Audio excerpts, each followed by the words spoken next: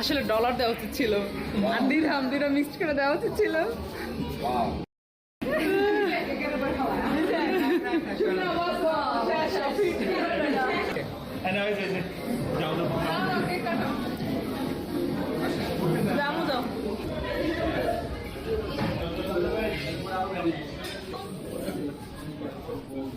আচ্ছা এই ব্ল্যাকটা একটু অ্যাভয়েড করে দিস সবাই। হ্যাঁ ব্ল্যাকটা সবাই খায়, ব্ল্যাকটা কালার। হ্যাঁ এই যে